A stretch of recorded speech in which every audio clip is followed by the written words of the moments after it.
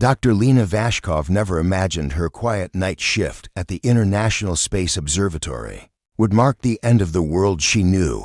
The dome above the Carpathian foothills was silent, but for the soft hum of cooling systems and the rhythmic pulse of the telescope's motors. Below, Earth turned in its orbit, blissfully ignorant of the horrors racing to meet it. Lena adjusted the sensor ray, her pale fingers dancing over the console. She sipped her lukewarm tea, savoring a momentary sweetness before the endless data streams claimed her attention again. This week's assignment was straightforward: map high-energy emissions from Europa's South Polar vents, log anomalies, prepare a report for the Planetary Science Council. It was the kind of work that let you lose yourself in the steady logic of numbers and patterns, a break from politics, from public opinion, from the petty rivalries of earthbound bureaucracy. At 2:17 UTC, everything changed. A shrill alarm cut through the observatory's calm. Lena froze, heart hammering, as a crimson warning banner materialized on her main display. Unidentified hyperspace signature, immediate investigation. She frowned, tapping the alert. The secondary monitor lit up with a pale dot drifting into view at the edge of the solar system. "Impossible," she whispered. "No faction has mastered interplanetary hyperspace jumps yet." The only known successful tests had been human-made, and none of those ships were anywhere near Mars orbit. She grabbed the headset. "Control to Sector Command.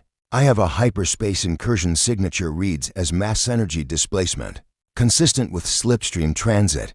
Coordinates 60 million kilometers out, bearing 315 degrees.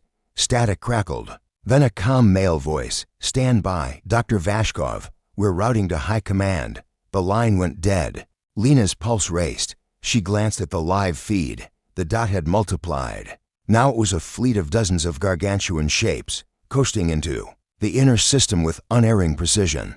Each vessel was grotesque in scale, an armored whale breaching the void, bristling with spires and turrets. Her training kicked in. She initiated automated classification protocols. The shapes triggered every warning flag: antimatter containment fields, gravitic propulsion arrays, unknown alloys. This was no civilian convoy.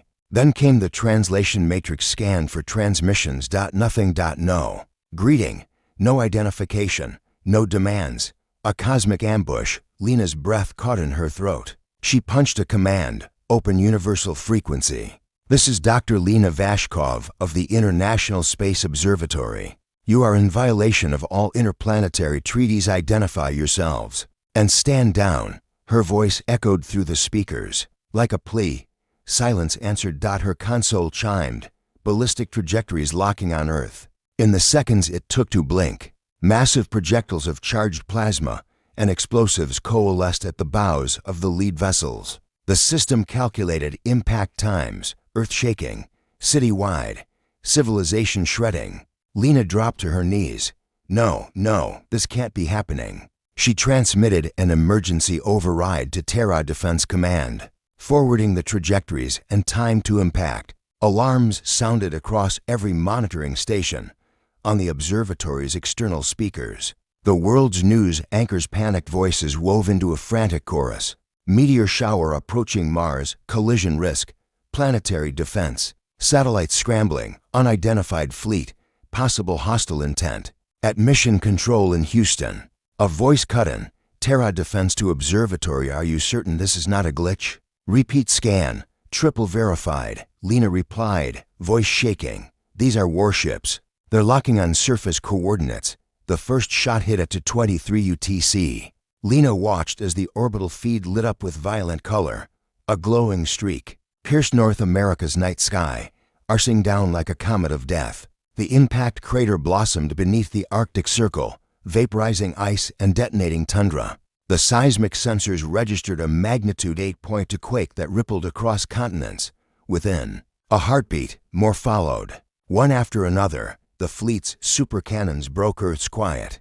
From the observatory's hilltop perch, Lena and her colleagues saw the skies ignite, the orange flare of suborbital explosions, violet ionization trails as beams ripped into buildings, oceans, and forests. In the control room, technicians shouted coordinates: New York, Paris, Beijing. Lily Chen, The head communications officer went pale. They're targeting our capitals. Lena slipped her headset off, hands shaking. The weight of her discovery pressed down, suffocating. Every simulation she had run had ended in horror. Now she saw it unfold in real time. Earth was under siege, and no one had issued a declaration of war. An incoming transmission hijacked every frequency, across every band. It wasn't a message, it was a jigsaw of alien code. Deep learning translators struggled against an unthinkable syntax. Lena tried to decipher anything. Mine, outer dimen, fragments of meaning. Surfaced an ultimatum, a threat, a sentence that translated roughly to, resistance is extinction. And then the static. Below, humanity's greatest metropolises were ablaze. The observatory's high-resolution cameras tracked plumes of smoke curling into the atmosphere. Jet streams carrying fallout halfway around the globe in hours. In South America, Amazon rainforest slums of the planet went dark under mushroom clouds. In Europe, ocean waters boiled as underwater cables lit up in surges. On the floor beside her, Lily sobbed. Lena knelt and placed a hand on her shoulder. We need to get this data to the coalition. Her voice trembled, but the words were steady. Coalition? Lily managed. What coalition? Lena's mind reeled. The International Space Observatory was neutral territory, but its findings had to reach those still fighting. There were underground bunkers in the Carpathians, Indian command centers burrowed beneath the Himalayas, and secret lunar bases under Tycho craters, ice pockets of humanity that might survive. We have to wake them, Lena said. Now, she keyed in the diplomatic channel codes, encrypted the fleet's slipstream coordinates, orbital vectors, impact logs, and the garbled ultimatum. Then she broadcasted them on every secure frequency, military, scientific, civilian. If even one outpost received the warning, Earth's survivors might mount a defense, might strike back. Behind her, the observatory's wall of monitors glitched black. A massive tremor shook the foundation. Dust fell from the dome's ceiling. The fleet had switched to orbital bombardment. Shields on the dome, Lena ordered. The mechanical shutters slammed down, metal screeching. Earthquakes rattled floor tiles and rolled overhead pipes like thunder. Her peripheral vision caught movement. Across the room, technician Marcel Reyes collapsed, hands against his head as though trying to squeeze out the sound. He whimpered. It's too loud. Make it stop. Lena bent to support him. You're safe here, she said. I promise. But she was lying. The blasts grew louder, a relentless drum. Electric power failed. Systems flickered off one by one. Emergency. Lights bathed the room in blood red. The hum gave way to mechanical shrieks as backup generators surged. Lena cursed under her breath and activated manual override. Outside the emergency panels, turbulence rattled the building like a freight train. The concrete support columns groaned. The floor beneath their feet felt liquid. Then CONVULSED. Lena forced herself upright. Coordinate with Sector 9. They still have thrusters operational. If we can realign the telescope, we might track the remaining vessels before they warp out. Lily blinked through tears. You really think they'll leave? She asked. Lena's jaw tightened. The tactical logs showed the fleet preparing a massive war pulse. This was a hit-and-run cleansing operation. Arrive, obliterate civilization. Depart before resistance could gamble in desperation. If they didn't catch the pulse mid-charge, they would never know the Imperial homeworld's location. But Lena refused to believe mercy was off the table. Somewhere in those alien minds was calculus, constraint, maybe even compassion. She had to force them to communicate, to negotiate, even if the only leverage was that humanity might not survive another. Strike, do it, she said. Align everything. Let's give them a reason to wait. Each second was agony. Lena's eyes burned from a lack of focus. Her skull throbbed in time with the ceaseless explosions. But she guided Marcel to a panel, had Lily reset the sight line, and cued the telescope's emergency override. Through a narrow viewport, she watched as the battered facility trembled. Then, a shimmer in the dark sky, a halo of violet energy enveloping the largest ship. The grainy image captured the warp coils winding up, glowing like twin suns.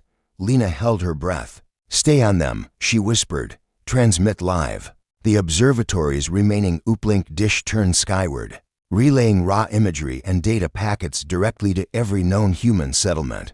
It was a reckless move if the Imperials intercepted our frequencies. They could pinpoint our hidden bases, but humanity's cure for extermination was awareness. A heartbeat passed, the halo dimmed, the ship's engines ground as though hemmed in by an invisible vice. The violet coils stuttered, splintered, then collapsed altogether, dropping the vessel back into normal space. No warp, no departure. The fleet's supreme weapon had failed. Silence. For the first time that night, Lena dared to hope. Then the sky roared again, but this time from Earth itself, the thunder of distant storms charged with radioactive ash, drifting upward in thermal columns. The observatory's shutters shook upon their hinges.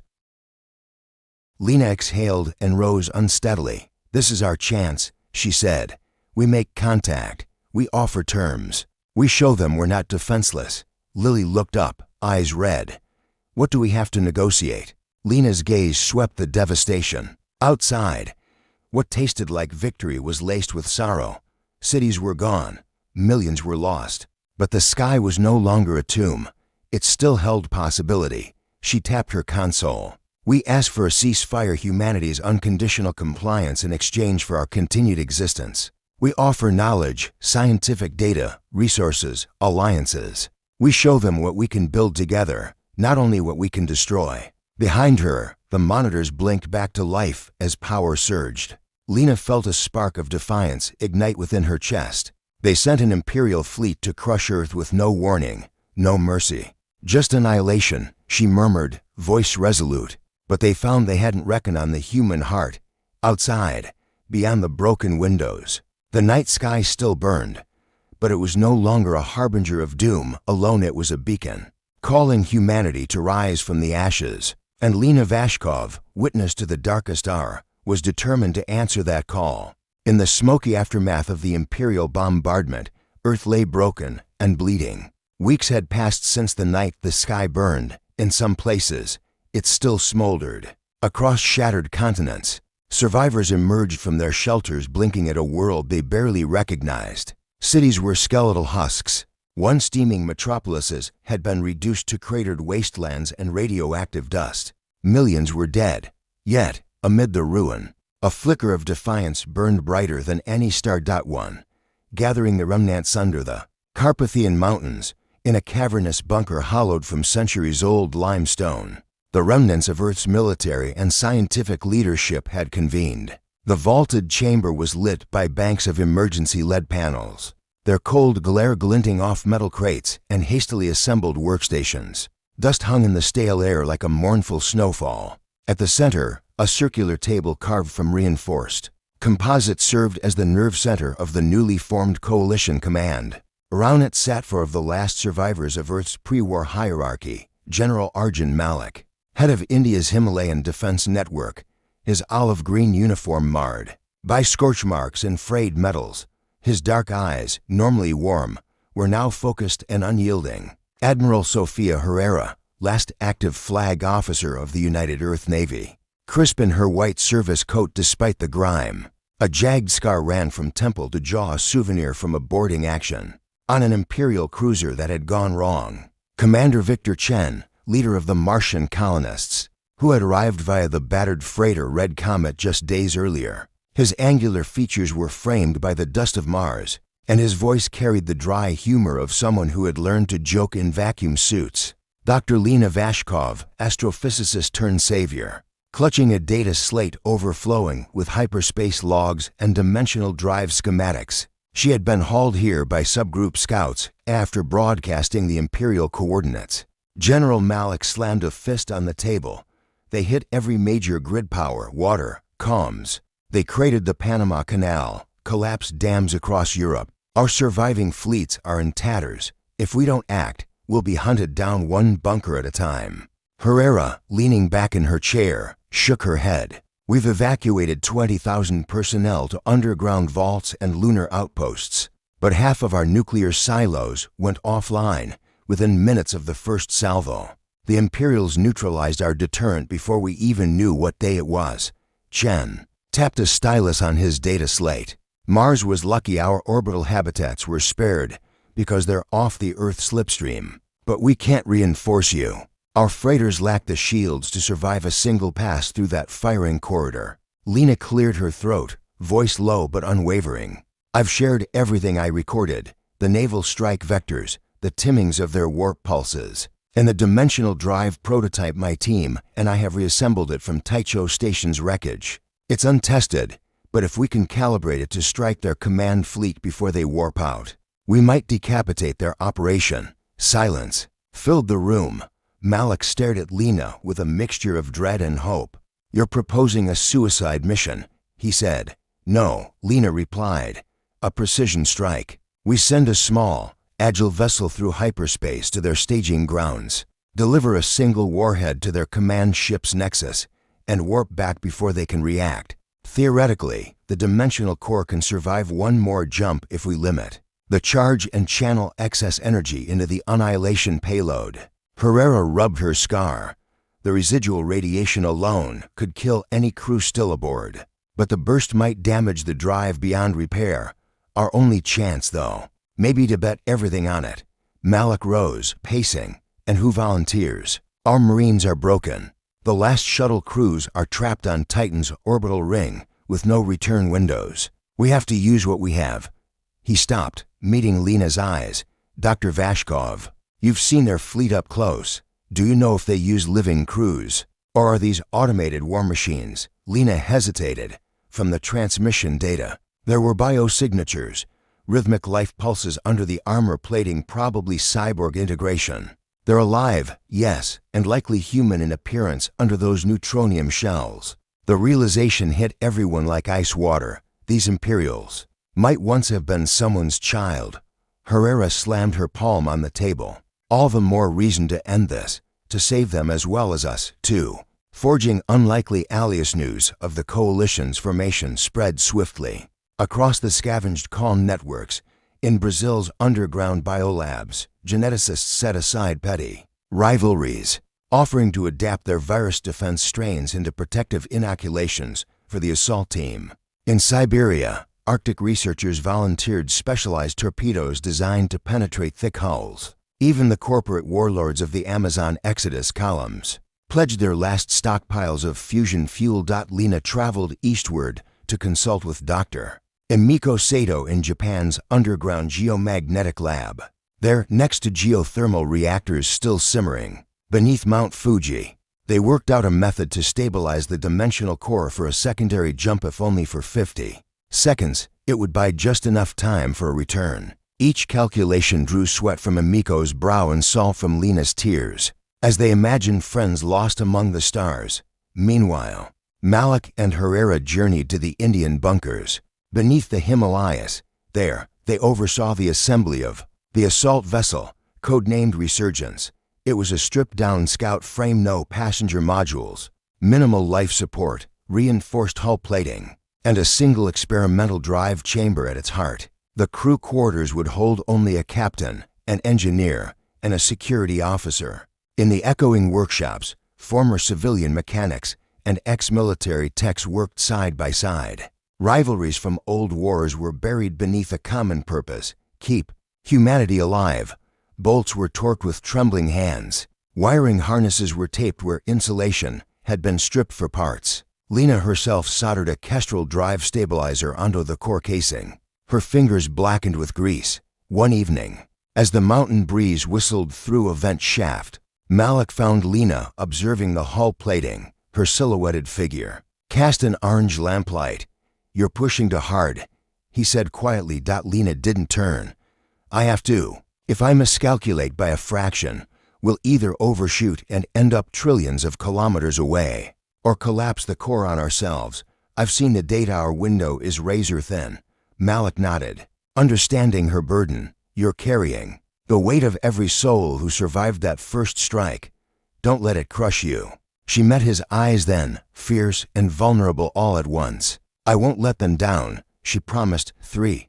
Forging the plan by the end of the second week, Coalition Command had drafted the strike plan in meticulous detail. Insertion point: Resurgence would launch from the lunar base at Shackleton Crater, concealed beneath polar ice. Approach, coastal scramble to trans-lunar orbit under the cover of a scheduled solar flare. That blinds enemy sensors for 17 seconds. Jump, engage the dimensional drive at L. Hop through interstice, target the flagship's slipspace proximity. Field and eject the warhead. Return, re-engage the core seconds after detonation. Recalibrate for Earth coordinates and land near Coalition Command's fallback bunker in Patagonia. Each phase had been stress-tested in simulators patched, together from surviving archive drives. Every second of the mission was choreographed to the millisecond. No margin for error. At the War Council, Lena finalized the crew roster. Captain Rena Salazar, a former fighter pilot ace whose wing went down defending the Panama Canal. Chief Engineer Massimo Ricci, the man who had kept Taicho Station alive on duct tape and prayer. Lieutenant Eiko Sato, a security specialist and the only survivor of the Arctic Research Station massacre. They were asked to volunteer for what was likely a one-way mission. Each agreed without hesitation when Herrera thanked them. Salazar's reply was simple: "We owe them that much." Herrera placed a Medal of Coalition Valor around Lena's neck, a symbolic gesture. For Lena was no soldier, yet she bore the mission's burden. Lena felt the weight of the medal like a hot coal against her chest. "This belongs to every survivor," she said. "It marks our resolve." The price of hope. 12 days before launch, the Coalition gathered for a final briefing. In a cavern beneath Antarctic ice, projection screens lined the walls with star maps and orbital decay plots. A hush fell over the room as Lena stepped forward. "Our enemy is ruthlessly efficient. They have no compassion for cities, for children, for art. But they are not gods. They have weaknesses. During our first encounter, their warp coils failed to engage fully. That gives us our opening." She tapped the screen, zooming in on the flagship schematics. "This is the command nexus. It houses their slipspace, regulators and central AI core. If we collapse these circuits with a focused pulse, their network will fragment. Their fleet will be without orders, vulnerable, and possibly forced to retreat." Malik leaned forward. "And if they don't retreat?" Lena's eyes were unwavering. "Then we fight them in space, armed with the same drive technology. We can become as mobile and unpredictable as they are." Chen nodded. "We become the hunters across the dark hall." Herrera's voice rang out. "Make them understand that Earth and its people are not prey. We will not kneel. We will not beg. We will fight with every scrap of what remains, and we will prevail." As the room exhaled, Lena felt something shift deep within her. Fear still gnawed at her bones, but on its heels came purpose. In the darkest crucible, humanity had fused grief and rage into steel. They had forged hope from ashes. Outside, the wind howled through the ice tunnels like a battle trumpet.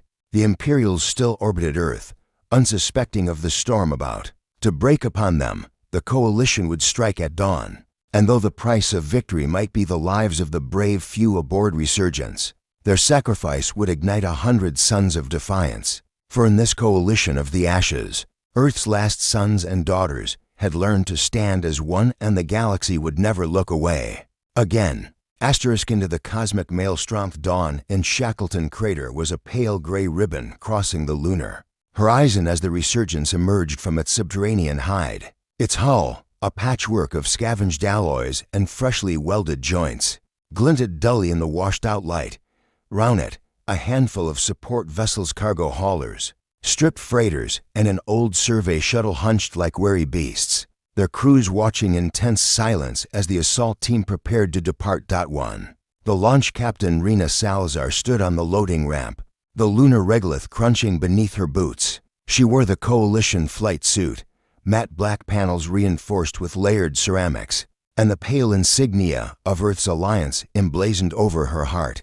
At her side, First Officer Eiko Sato checked the integrity of her pulse rifle, fingers flying over the electronic safety catch. Chief Engineer Massimo Ricci lingered near the quantum drive housing, his gaunt face lit by the soft hum of the containment field. Lena Vashkov hovered just behind the crew, clutching the last iteration of the jump coordinates on a laser-etched data slate. The men and women she had come to know only days ago now looked to her for every guidance through the interstice. Her heart pounded as she watched them part. Terror part pride. "Resurgence, this is Command, Admiral Herrera's." Voice crackled in their comm links. "Solar flare advisory. Interference window opens in 30 seconds. You're clear for launch."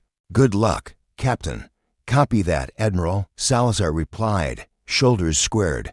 She turned to Lena. "Any last words?" Dr. V. Lena offered. A small, hollow smile.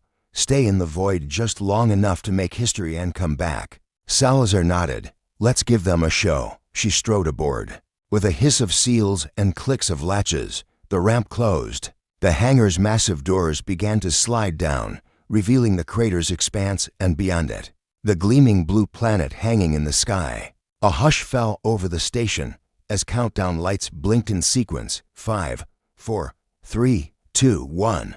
The Resurgence's retro thrusters flared, jolting the ship upward. A plume of fine dust swirled into the airless sky, drifting lazily before settling. The assault vessel rose on trembling jets, then pivoted toward Earth. In the control tower, General Malik and Commander Chen held their breath. The Resurgence cleared the hangar mouth and glided into trans-lunar trajectory, leaving a thin trail of exhaust that dissolved into nothingness. 2. Covert approaches. The Resurgence coasted toward Earth. Captain Salazar gathered her crew around the central holo table. The display showed Earth's geosynchronous belt, overlaid with projected solar flare blackout zones. Solar flare peak in T-2 hours. Salazar began. "That gives us a 17-second window of near-total sensor blindness on the enemy side. We punch through at 3,000 kilometers altitude, maintain a sub-flagship radar signature, then climb to L for the jump, Eco Sato. Tap the map. Enemy pickets will scrub orbital lanes for escape vectors. We need to mask our profile with a decoy. I've rigged the forward transponder to broadcast an old Martian survey beacon. Should confuse automatic scramblers for 15 seconds. Ricci nodded. I've also recalibrated the drive's containment during the flare event. The core can handle a 120% charge for dejumps, but only if cooled by the plasma stream from the solar event itself." He glanced at Lena. "We hope the flare's coronal mass ejection is consistent with NOAA projections." Lena's jaw tightened. "It's never precise, but if we mistime it by more than 10 seconds, we risk a partial collapse." She tapped her data slate to refresh the slipspace vectors. "Make every second count." Above, the pale sun arced. Closer to its crest, Salazar stood, voice firm. "Prepare for insertion. Helm, set vector, weapons. Stand by, engineer, power to core, science. Keep us on course. Let's go." The Resurgence slipped into low Earth orbit, hugging the night side to minimize detection. Ground-based radars flickered as the solar flare began to crackle through Earth's magnetosphere. The ship's communications antenna lowered, and the decoy transponder pulsed with an anachronistic Martian survey signature. For 17 seconds, 17 precious seconds, the Resurgence was a ghost. Its engines flared only faintly as the vessel ascended to the Lagrange point. Then, silently, the quantum core ignited. 3. Traversing the interstice, folded around the Resurgence like a closing fist. Stars smeared into long, ghostly streaks, then vanished altogether. The ship shuddered as the walls of reality bent inward, the viewports fracturing light into prismatic shards. A low hum, neither engine nor ambient noise, vibrated through every hull plate. Behind the console, Lena monitored the field's stability. Flux levels at 92%. 93. Core temperature rising. She bit her lip. Brace for acceleration. The acceleration came as a pressure wave that flattened every frame in the cabin. Equipment strained, cables sang, and the ship seemed to stretch and compress. The viewports first glowed white, then black. Time itself felt like a liquid, pooling around the vessel. Moments later, though, moments in the interstice meant nothing. The pressurization normalized. The Resurgence drifted in a starless void, the cosmic maelstrom, where space and time frayed in a tapestry of lights. Outside the hull, glowing ribbons of quantum particles danced like auroras. On an alien horizon, the crew watched in awe, the terror momentarily replaced by wonder. Echo whispered, "I never dreamed I'd see anything like this." Ricci's voice crackled over the intercom. "Strange readings ahead, energy signatures that don't match any census. Could be debris." From other warp failures, or something worse, Lena leaned forward. Primary objective, locate the flagship transponder lock. Secondary, avoid all large vortices. We don't know if they're stable. Ahead, a dim glow emerged, the colossal shape of the Imperial flagship. Etnam's maw, adrift in a current of luminescent gas. Its hull was mottled with burn scars from earlier skirmishes, proof that the Coalition's decoy pulses had reached it. After all, Salazar exhaled. There it is. Helm, bring us within 50,000 kilometers on a vector offset by 27 degrees. Weapons. Arm the warhead. 4. The strike key. As the Resurgence glided closer, the flagship's radiators flared, recalibrating to the new warp tension. Identification beacons blinked on its dorsal plate, symbolic sigils of the Imperium. Lena's heart pounded as she locked onto their central nexus. Warhead primed, Ricci announced. Ready to fire on your mark. Eiko Sato aligned the targeting reticle. Nexus junction in sight. Firing window opens in T-5, 4, 3. The ship's particle disruptor. A hybrid device channeling excess quantum energy into a concentrated pulse charged. Its coils glowed blue, then violet, as the core diverted power. Salazar's voice rang out. Now. Eiko squeezed the trigger switch. A beam of shimmering energy leapt from the disruptor's barrel. Arcing across space in a slender lance, it struck the command nexus with a muffled impact, a bloom of iridescent sparks, followed by a concussive pulse that rippled across the flagship's hull. The Etnam's maw shuddered, its stabilizer rings flickering. Alarms blared across every channel. Lena watched as the central slipspace inverter ruptured, gouting violet energy like a wound. The flagship's enormous engines idled. The other vessels in the fleet stuttered in unison, but then an explosion erupted at the disruptor mount. The containment field around the warhead core had partially collapsed, and the ship's entire forward section convulsed in a blaze of white-hot plasma. Brace! Captain Salazar shouted. The deck trembled, then pitched violently. Equipment flew loose. The warp containment field oscillated. Lena felt herself lift off her feet, then slam back down. Ricci's voice crackled one last time. Core corruption. Can't stabilize. Core. The Resurgence's quantum drive core exploded in a silent flash, enveloping the vessel in a violet halo. For a heartbeat, everything glowed. Then the world snapped black. 5. Descent and aftermath. When Lena opened her eyes, the Resurgence was screaming through Earth's atmosphere. The cockpit windows glowed red as plasma formed around the heat shields. The ship lurched, its flares roaring. Re-entry. At 7.8 kilometers per second, the AI intoned. Hull integrity at 43%. Life support nominal. Estimated touchdown in 3 minutes. Eiko's voice trembled. Did we get them? Lena struggled to her feet, vision blurry. She tapped the data slate. Against all odds, a signal beacon blinked on the screen. Flagship Nexus destroyed, fleet command disrupted. Her chest tightened as she whispered, "We did." Alarms blared. The ship pitched again, then stabilized. Salazar engaged the landing thrusters, screaming curses at the manual override. The Resurgence skewed toward the southern Andes, the intended fallback site. Below stretched a world scarred by war, smoke plumes, glinting domes of survivor enclaves, and rivers reflecting the dying light. Each crater told a story of loss, but also of defiance. The Resurgence's engines roared one last time. A plume of roiling dust and rock erupted as the ship touched down in a windswept bowl of basalt and ice. The landing gear groaned, then collapsed to a resting angle. Silence reclaimed the cockpit. Salazar exhaled, voice barely a whisper. "We're home." Lena pressed her hand to the viewport, eyes shining with tears. "Home," she echoed. The world outside was fragile, but it was theirs to rebuild. Round them, the crew began to stir. They had faced the cosmic maelstrom, stared down gods of war, and emerged alive. The mission's cost was etched in every scorch mark on the hull, but so too was humanity's spark. In the fading light, a single beacon signal pulsed from the wreck of the flagship's Nexus, a silent testament that the Imperium's grip had been sundered, and somewhere across the galaxy, those who had watched the Resurgence's strike would know that Earth did not bow. And in its defiance lay the promise of a new dawn.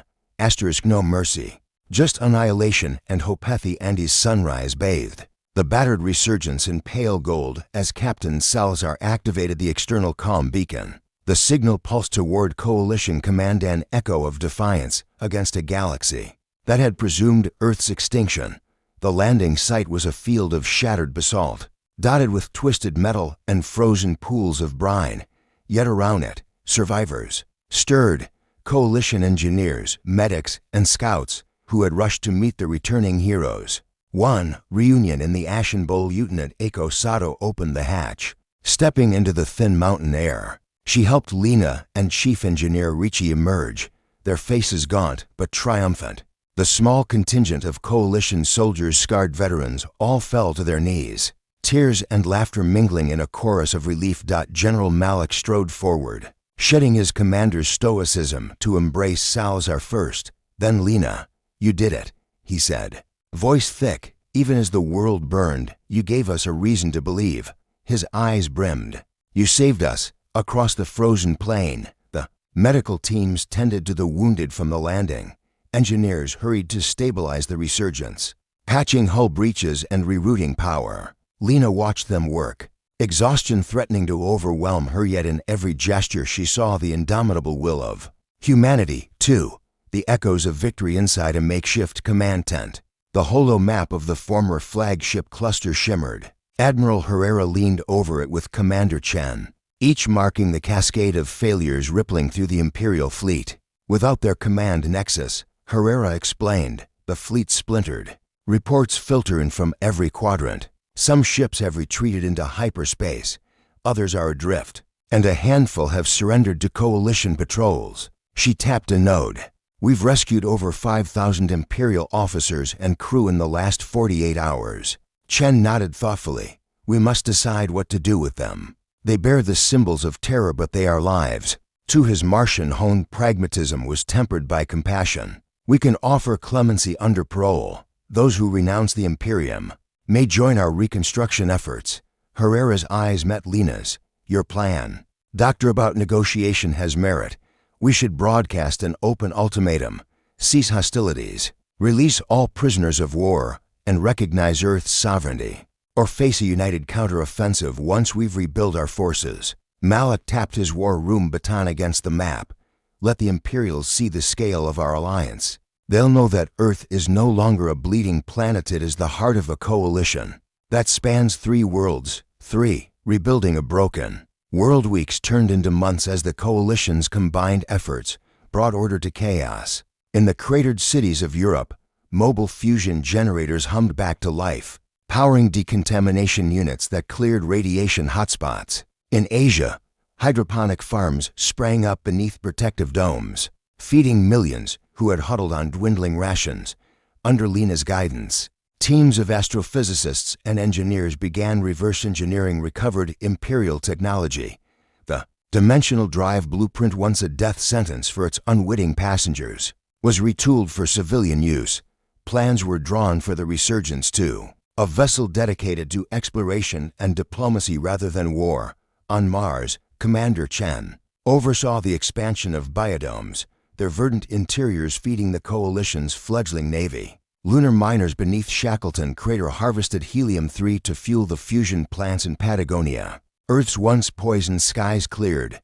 Migratory birds returned in fragile flocks. Throughout all this, Lena traveled between worlds, a living testament to what one mind and one spark of courage could ignite. She lectured at underground universities in New Delhi, helped coordinate relief convoys in West Africa, and trained a generation of pilots on new slipstream protocols in Luna's training rings. For the trial of the Imperials in a grand tribunal, assembled at the ruins of Geneva's former Peace Palace, a site chosen for its symbolism. Imperial officers stood trial before a mixed bench of Coalition jurists. Protesters and survivors filled the rebuilt plaza, watching as the accused donned neutral gray jumpsuits. The prosecution presented harrowing footage: children's schools reduced to rubble, entire ecosystems scorched. Survivors testified to the cold calculus that had guided the barrage. Yet in the defense, some Imperial captains spoke of coerced orders, of unwilling soldiers manipulated by an autocratic command. A handful renounced the Imperium, pledging allegiance to the coalition's principles. When the verdicts were read, sentences ranged from forced service in reconstruction brigades to imprisonment in orbital. Detention, never execution. Lena watched. From the front row, her heart heavy but resolute, justice tempered by mercy. She whispered to Malik, "That's how we build a better future." 5.